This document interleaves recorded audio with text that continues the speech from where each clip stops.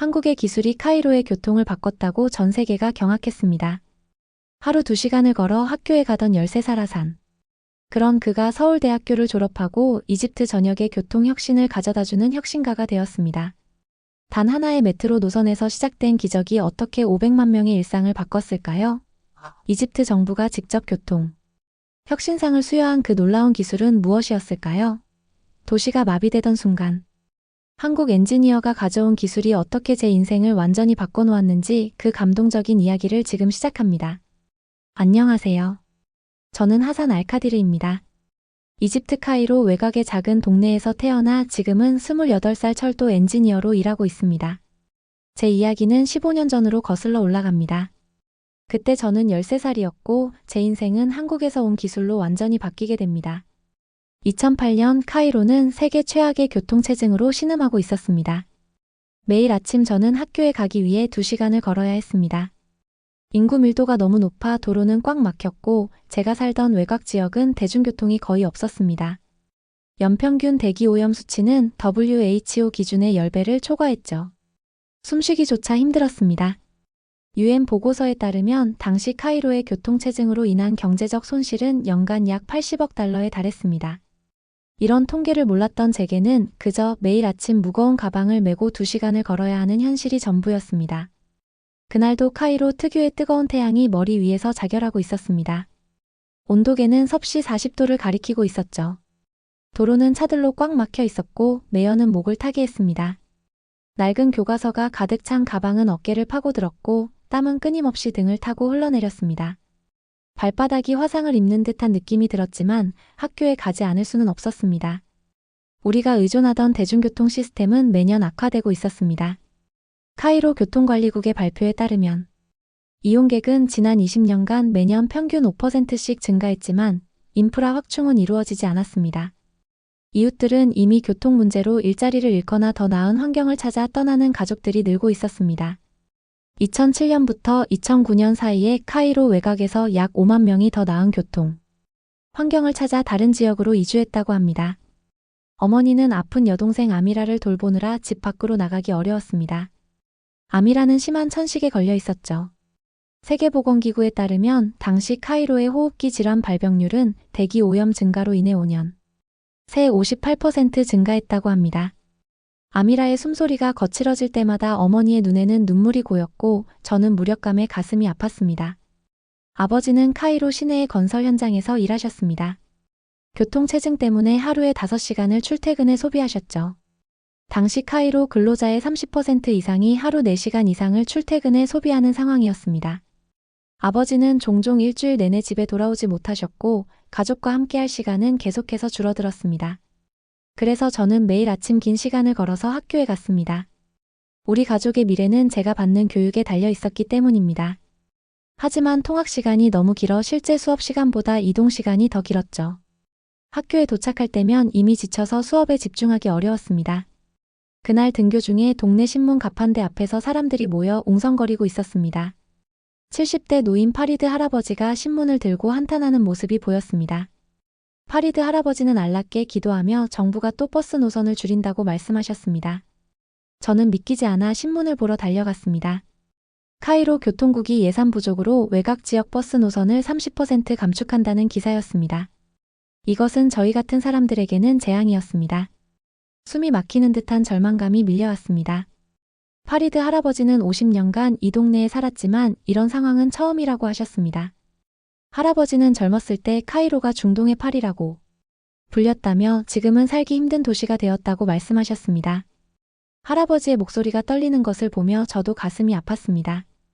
카이로의 전통적인 대중교통 시스템이 도시 확장과 인구 증가로 인해 무너지고 있다는 것은 학술적으로도 증명된 사실이었습니다. 저는 망연자실한 채 집으로 돌아왔습니다. 버스 노선이 줄어들면 학교에 가는 시간이 더 늘어날 것이고 어쩌면 학교를 포기해야 할지도 모른다는 생각에 가슴이 무거웠습니다. 눈물이 차올랐지만 가족 앞에서는 강한 척해야 했습니다. 집에 들어서자 어머니의 얼굴에는 절망이 드리워져 있었습니다. 눈빛만 봐도 알 수 있었습니다. 동생 아미라는 대기 오염으로 인한 천식 발작으로 침대에 누워 신음하고 있었습니다. 허리 위로 올라가는 숨은 아미라의 몸을 들썩이게 했고 그 모습을 보는 것은 고통스러웠습니다. 어머니는 제가 더 가까운 학교로 전학해야 할지도 모른다고 말씀하셨습니다. 어머니의 눈빛에는 불안이 가득했습니다. 가까운 학교들은 교육 수준이 낮았고 제 꿈을 이루기에는 부족했습니다. 그런 학교로 가게 된다면 제 미래도 함께 사라질 것 같았습니다. 그날 저녁 우리는 간소하게 식사를 했습니다. 식탁에서 아버지의 빈자리가 더 크게 느껴졌습니다. 교통체증으로 아버지는 밤 10시가 되어야 집에 돌아올 수 있었습니다. 때로는 아예 돌아오지 못하고 현장 근처에서 자기도 했습니다. 가족이 함께하는 시간이 점점 줄어들고 있었습니다. 저녁 식사 후 아버지에게 전화를 걸었습니다. 버스 노선이 줄어든다는 소식을 들은 아버지는 잠시 침묵하셨습니다. 아버지는 더 일해서 택시비라도 마련해 보겠다고 하셨지만 택시 요금은 버스의 10배였고 우리 가족의 형편으로는 감당하기 어려웠습니다. 아버지의 목소리에서 무력감이 느껴졌고 그것이 저를 더 괴롭게 했습니다. 그로부터 일주일 후 우리 동네에 대형 트럭들이 들어오기 시작했습니다. 건설 장비와 대형 레일을 실은 트럭들이 먼지를 일으키며 도착하고 있었습니다. 이집트 교통부와 한국철도공사라는 로고가 찍힌 차량들이 줄지어 들어왔습니다. 호기심에 가득 찬 시선으로 이 광경을 지켜보았습니다. 당시 이집트 정부는 카이로 교통 혁신을 위한 국가 전략을 수립하고 한국과 30억 달러 규모의 협약을 체결한 상태였습니다. 카이로 메트로 3호선 건설 프로젝트가 시작된 것이었습니다. 처음에는 이것이 우리 동네와 어떤 관련이 있는지 이해하지 못했습니다. 마을 사람들은 모두 나와 이 광경을 구경하고 있었습니다. 호기심에 찬 저는 작업 현장 주변을 맴돌았습니다. 노란색 안전모를 쓴 한 아시아인이 제게 다가왔습니다. 한국어로 무언가 말했지만 이해할 수 없었고 이내 그는 영어로 제 이름을 물었습니다. 제가 하산이라고 말하자 그는 미소를 지으며 자신들이 카이로를 위한 새로운 지하철을 만들고 있다고 설명했습니다. 이 노선이 완성되면 도시 반대편까지 30분 만에 갈 수 있게 될 거라는 말에 믿기지 않았습니다. 3시간 걸리던 거리를 30분에 마법 같은 이야기였습니다. 그는 박정훈이라는 한국인 프로젝트 매니저였습니다. 저는 마음속으로 그를 박 엔지니어라고 불렀습니다. 그의 친절한 미소와 열정적인 눈빛이 인상적이었습니다. 박 엔지니어는 제게 도시철도 시스템과 터널 굴착 기술을 설명해 주었습니다. 카이로의 복잡한 지하 구조를 통과해 도시 전체를 연결하는 효율적인 교통망을 구축하는 기술이었습니다. 이 프로젝트가 완성되면 하루에 약 200만 명이 이용할 수 있다고 했습니다. 그 숫자는 상상하기 어려울 정도로 컸습니다. 저는 궁금했습니다. 언제 완성되냐고 물었습니다. 우리 동네는 지금 버스도 많이 다니지 않는다고 설명했습니다. 박 엔지니어는 전체 공사는 5년 정도 걸리지만 첫 구간은 2년 안에 개통할 거라고 말했습니다. 그 전까지는 임시 셔틀버스를 운영할 계획이라고 했습니다. 그 말에 가슴이 설렜습니다. 그날 오후 약속대로 무료 셔틀버스가 우리 동네에 도착했습니다. 깨끗하고 에어컨이 달린 버스 앞에서 사람들은 환호성을 질렀습니다. 학교까지 가는 시간이 2시간에서 30분으로 줄었고 우리도 오랜만에 편안한 통학수단을 얻게 되었습니다. 버스에 오르는 순간의 기쁨은 말로 표현하기 어려웠습니다. 공사는 놀라운 속도로 진행되었습니다. 한국 기술자들은 24시간 교대로 일하며 프로젝트를 진행했습니다. 한국의 도시철도 기술은 소음과 진동을 30% 감소시킨 특수레일과 에너지 효율이 높은 전동차를 사용한다고 했습니다. 이 기술로 운영 비용을 크게 낮출 수 있었습니다. 매일 조금씩 변화하는 공사 현장을 보는 것은 신기했습니다. 저는 매일 공사 현장을 찾아가 작업을 지켜보았습니다. 박 엔지니어는 시간이 날 때마다 저에게 한국의 철도 기술을 쉽게 설명해 주었습니다. 그는 방진 침묵이라는 것을 보여주며 지하철이 지나갈 때 발생하는 진동을 흡수해서 주변 건물에 영향이 가지 않게 한다고 설명했습니다. 한국에서 개발한 이 기술은 세계에서 가장 효율이 높다고 했습니다. 특수 고무로 만든 침묵을 만져보며 기술의 놀라움에 매료되었습니다. 저는 궁금했습니다. 한국은 교통이 좋은 나라인데 왜 이집트에 와서 이런 일을 하는 걸까요? 박 엔지니어는 한국도 예전에는 교통체증이 심했고 효율적인 대중교통이 부족했다고 말했습니다. 한국도 다른 나라의 도움으로 발전했고 이제는 한국이 도울 차례라고 했습니다. 그리고 이것은 사업이기도 하다며 한국 기업들이 좋은 기술로 돈도 벌고 이집트 사람들은 좋은 교통 시스템을 얻는 모두가 윈이 나는 관계라고 설명했습니다. 박 엔지니어의 말은 어린 제 마음에 깊은 인상을 남겼습니다. 기술로 돈을 벌면서도 사람들을 돕는 일이 가능하다는 사실이 신선한 충격으로 다가왔습니다. 마음속에서 작은 불꽃이 피어오르는 것을 느꼈습니다. 저도 나중에 박 엔지니어처럼 이런 기술을 배워서 우리 도시의 교통 문제를 해결하고 싶다는 생각이 들었습니다. 카이로 같은 교통 문제를 가진 도시가 너무 많으니까요. 처음으로 제 미래에 대한 구체적인 꿈이 생겼습니다. 박 엔지니어는 제 어깨를 가볍게 두드리며 미소 지었습니다. 그는 좋은 생각이라며 열심히 공부해야 한다고 격려했습니다. 특히 수학과 물리학이 중요하다고 조언했습니다. 철도공학을 배운다면 이런 프로젝트에 참여해서 많은 사람들에게 도움을 줄 수 있을 거라고 했습니다. 그의 말 한마디 한마디가 제 가슴에 새겨졌습니다. 그날부터 저는 학교 공부에 더욱 열중하기 시작했습니다. 한국의 철도 기술이 제 인생의 방향을 바꾸기 시작한 순간이었습니다. 수학과 물리 교과서를 밤늦게까지 붙들고 공부했고 처음으로 공부가 즐겁다고 느꼈습니다. 공사가 시작된 지 2년 후 드디어 첫 구간 개통식이 열렸습니다. 카이로 중심부에서 외곽 지역을 연결하는 메트로 3호선의 첫 구간이 완공되었고 시험 운행이 시작되었습니다. 가슴이 두근거리는 순간이었습니다. 마을 사람들은 모두 새 역사에 모여 있었습니다. 깨끗하고 현대적인 역사와 전동차를 보며 감탄했습니다. 박 엔지니어와 다른 기술자들은 긴장된 표정으로 마지막 점검을 하고 있었습니다. 그들의 2년간의 노력이 결실을 맺는 순간이었습니다. 이 시스템은 한국의 최신 도시철도 기술을 적용한 것으로 하루 20만 명을 수송할 수 있었습니다. 시스템이 성공적으로 작동하면 다른 노선으로 확장될 예정이었습니다. 우리 동네의 작은 변화가 카이로 전체를 바꿀 수 있다는 생각에 가슴이 벅차올랐습니다. 놀랍게도 박 엔지니어가 저를 불러 첫 번째 열차를 함께 타보자고 제안했습니다. 마을 사람들 앞에서 제가 이 중요한 순간을 함께하게 된다니 가슴이 두근거렸습니다. 손바닥에 땀이 배어나왔습니다. 떨리는 마음으로 열차 앞에 섰습니다. 마을 사람들의 시선이 저에게 쏠리고 있었습니다. 문이 열리고 저는 첫 번째 승객으로 열차에 탑승했습니다. 깨끗하고 냉방이 잘 된 객실에 발을 들이는 순간 환호성이 터져나왔습니다. 그 순간의 자부심과 기쁨은 평생 잊지 못할 것입니다. 열차는 부드럽게 출발했고 카이로의 혼잡한 도로 위를 지나 도심으로 향했습니다. 창밖으로 교통체증에 갇힌 차들이 보이는 동안 우리는 빠르고 편안하게 이동하고 있었습니다. 예전에 2시간 걸리던 거리를 30분 만에 주파했습니다. 마치 꿈을 꾸는 것 같았습니다. 마을 사람들은 기쁨의 눈물을 흘리며 서로를 껴안았습니다. 어머니는 아미라의 손을 잡고 깨끗한 공기가 순환하는 열차 안에서 편안하게 숨을 쉬고 있었습니다. 오랜만에 아미라의 얼굴에서 미소를 볼 수 있었습니다. 그 모습을 보는 것만으로도 제 가슴은 따뜻해졌습니다. 마을 어른들은 안락게 감사드리며 한국 기술자들에게 깊이 고개를 숙였습니다. 그들의 눈에는 감사와 희망이 담겨 있었습니다.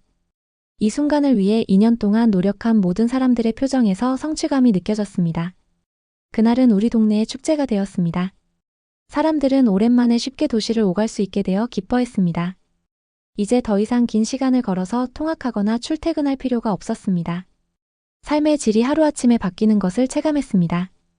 이 프로젝트는 단순히 교통수단을 제공하는 것을 넘어 동네에 큰 변화를 가져왔습니다.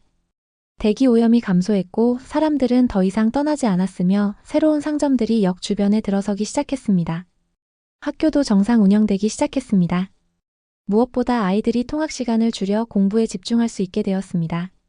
저 또한 더 좋은 성적을 받기 시작했습니다. 저는 박 엔지니어 옆에 서서 이 모든 광경을 지켜보았습니다. 마치 마법 같았습니다.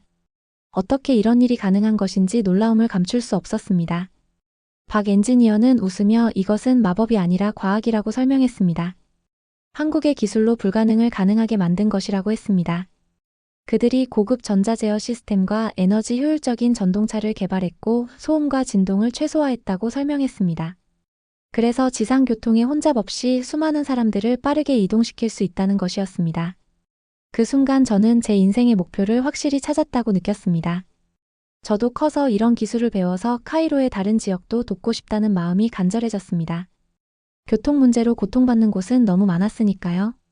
박 엔지니어의 말처럼 교통은 도시의 혈관이었습니다.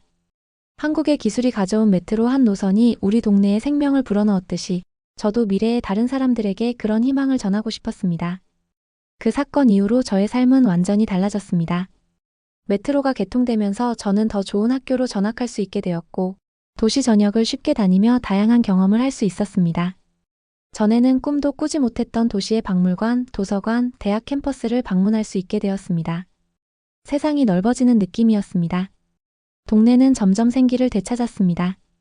사람들은 더 이상 떠나지 않았고 메트로역 주변에 새로운 상가들이 생겨나기 시작했습니다. 대기 오염도 감소하여 아미라의 천식도 많이 호전되었습니다. 아미라가 웃으며 뛰어노는 모습을 보는 것은 저에게 가장 큰 기쁨이었습니다. 학교에서는 더욱 열심히 공부했습니다. 특히 물리학과 수학에 푹 빠졌습니다. 한국팀이 카이로를 떠나기 전날 박 엔지니어는 제게 특별한 선물을 주었습니다. 그것은 철도공학 관련 책과 한국어 기초 교재였습니다. 또한 그는 연락처를 남겼습니다. 박 엔지니어는 제가 정말 이 분야를 공부하고 싶다면, 미래에 도움을 줄 수 있다며 꿈을 포기하지 말라고 격려했습니다. 그의 말에 용기를 얻었습니다. 5년이 흘렀습니다. 저는 카이로 과학기술 경시대회에서 1등을 차지했습니다. 제가 발표한 프로젝트는 에너지 효율을 높인 도시철도 전력 공급 시스템이었습니다. 이집트 교통부 장관님이 직접 상을 수여하셨습니다. 장관님은 저를 우리나라의 미래라고 칭하며 자신의 동네에 들어온 한국 기술에서 영감을 받아 더 발전된 시스템을 개발했다고 소개했습니다. 그 순간 가슴이 벅차올랐습니다. 시상식 후 저는 박 엔지니어에게 이메일을 보냈습니다. 그동안 우리는 가끔씩 연락을 주고받고 있었습니다. 제가 1등을 했다는 소식을 듣자마자 그는 바로 축하 메시지를 보내왔습니다. 그리고 서울대학교에서 중동 학생들을 위한 특별 장학 프로그램이 있다는 좋은 소식도 전해주었습니다. 그는 제게 지원해보라고 격려했습니다. 떨리는 마음으로 지원서를 작성했습니다. 고등학교 마지막 학기 교장 선생님이 저에게 서류 한 장을 건네주었습니다. 그것은 서울대학교 철도공학과의 외국인 학생 장학금 합격 통지서였습니다. 박 엔지니어가 저를 추천했다고 했습니다. 가슴이 터질 것 같은 기쁨을 느꼈습니다. 어머니에게 한국에 가서 공부하고 싶다고 말씀드렸습니다. 철도 기술을 배워 돌아오겠다고 설명했습니다. 어머니는 처음에는 걱정하셨지만 곧 저를 지지해 주셨습니다. 우리 가족과 동네 전체가 저를 응원했습니다. 심지어 이집트 교통부도 제 유학을 지원하기로 했습니다. 2015년 저는 한국행 비행기에 몸을 실었습니다. 처음으로 이집트를 떠나는 것이었고 처음으로 비행기를 타는 것이었습니다. 두려움과 설렘이 교차했습니다. 서울에서의 생활은 쉽지 않았습니다. 언어와 문화의 장벽이 컸고 낯선 음식과 기후에 적응하느라 힘들었습니다. 때로는 고향이 그리워 울기도 했습니다. 하지만 저를 맞이해준 한국 친구들과 교수님들의 따뜻한 지원 덕분에 점차 적응해 나갔습니다. 특히 박 엔지니어와 그의 가족은 저에게 제2의 가족이 되어 주었습니다. 주말이면 그의 집에 초대받아 한국 음식도 먹고 한국 문화도 배웠습니다. 그들의 따뜻함이 없었다면 유학 생활을 견디기 어려웠을 것입니다. 대학 시절 저는 저진동 고속철도 시스템에 관한 연구를 진행했습니다. 기존 시스템보다 30% 적은 에너지로 더 빠르고 조용하게 운행할 수 있는 기술이었습니다. 밤낮으로 연구실에서 실험하고 데이터를 분석했습니다. 힘들었지만 보람찼습니다. 졸업 논문은 국제학술지에 게재되었고 여러 철도 회사에서 관심을 보였습니다. 지도 교수님은 제 기술이 실용화되면 교통체증으로 고통받는 많은 도시의 희망이 될 거라고 말씀하셨습니다. 그 말을 들으며 가슴이 벅차올랐습니다. 어린 시절 꾸었던 꿈이 현실이 되어가고 있었습니다. 저는 더 열심히 연구에 매진했습니다. 대학원을 졸업한 후 저는 한국의 대형 철도 회사에 취업했습니다. 외국인으로서 취업하는 것은 쉽지 않았지만 제 연구 성과를 인정받아 특별 채용되었습니다. 회사에서는 제가 개발한 기술을 바탕으로 중동 지역 프로젝트를 담당하게 해주었습니다. 저는 카이로와 비슷한 환경의 여러 중동 도시의 메트로 시스템을 설계하고 건설하는 일을 하게 되었습니다. 제 경험과 지식이 도움이 되는 순간이었습니다. 10년이 흘러 저는 이제 자체 기술을 보유한 철도 공학자가 되었습니다. 제가 개발한 스마트 메트로 시스템은 중동 전역에서 주목받고 있었습니다. 한국의 기술을 기반으로 중동의 환경에 최적화한 이 시스템은 태양열과 인공지능을 결합해 에너지 소비를 최소화하면서도 수송 효율을 극대화했습니다. 특히 사막 환경에서의 내구성과 에너지 효율성에 중점을 둔 시스템이었습니다. 2023년 이집트 정부는 교통혁신상을 저에게 수여했습니다. 저는 15년 전 우리 동네에 오셨던 박 엔지니어를 특별 손님으로 초대했습니다. 그는 이제 은퇴했지만 제 초대에 기꺼이 응해주셨습니다. 시상식장에서 그를 보는 순간 감격의 눈물이 흘렀습니다. 수상 소감을 말하며 저는 15년 전 한 한국인이 가져다 준 메트로 한 노선 덕분에 오늘의 제가 있다고 말했습니다. 박 엔지니어는 객석에서 박수를 치며 자랑스러운 눈빛으로 저를 바라보고 있었습니다. 그 순간 모든 노력이 보상받는 느낌이었습니다. 오늘날 중동 전역에 설치된 25개 노선의 한국 기술 기반 도시철도는 매일 500만 명에게 편리한 이동수단을 제공하고 있습니다. 대형 스크린에는 한국 기업의 철도 기술이 중동 도시철도 시장의 45%를 책임지고 있다는 놀라운 통계 자료가 나타났습니다. 객석에서는 환호성이 터져나왔습니다. 이런 성과의 일부에 제가 기여했다는 사실이 자랑스러웠습니다. 저는 박 엔지니어에게 한 가지 고백했습니다. 사실 제가 처음 메트로를 탔을 때 정말 마법이라고 생각했다고요. 지금은 그 과학을 모두 이해하게 되었지만 그래도 여전히 마법 같은 일이라고 말했습니다. 이제 저는 아프리카로 가려고 한다고 말했습니다. 더 많은 도시에 효율적인 교통 시스템을 전하는 것, 그것이 제 사명이라고 생각했습니다. 아프리카의 많은 도시들이 카이로와 비슷한 교통 문제로 고통받고 있기 때문입니다. 이제 그 씨앗은 아프리카 전역으로 퍼져나갈 준비가 되어 있습니다. 한국의 기술이 이집트 카이로를 바꿨고 그 변화는 저를 통해 더 많은 사람들에게 전해질 것입니다. 오늘 사연은 어떠셨나요? 여러분의 생각을 아래 댓글에 마음껏 남겨주세요. 구독과 좋아요를 눌러주시면 재미있고 감동적인 사연을 기다리지 않고 바로 들어보실 수 있습니다. 끝까지 시청해주신 여러분 정말 감사드리고요. 더 재미있고 감동적인 사연으로 돌아오겠습니다. 감사합니다.